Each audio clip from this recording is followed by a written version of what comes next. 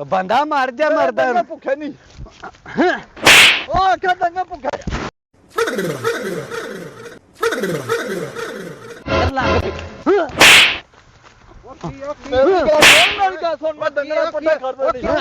ਕਿਉਂ ਲੜ ਪਏ ਕਿਉਂ 7 ਦਿਨ ਹੋ ਗਏ ਨੇ ਚਾਚਾ ਜੀ ਇਹਨੂੰ ਮੇਰੇ ਪੱਠੇ ਚੋਰੀ ਵੜਦਿਆਂ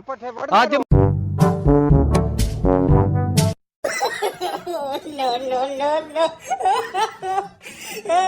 ਕੀ ਮੁਸੀਬਤ ਹੈ ਮੈਂ ਡੰਗਰ ਰੱਖ ਲਏ ਨੇ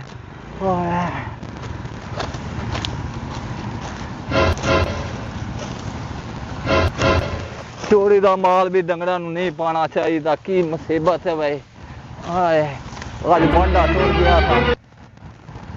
ਇਹ ਬੈਲਾ ਦੇ ਗਏ ਮੈਨੂੰ ਉਸੇ ਤੋਂ ਹੁਣ ਚਾਦਰ ਲਾ ਹੀ ਛੱਡਾਂ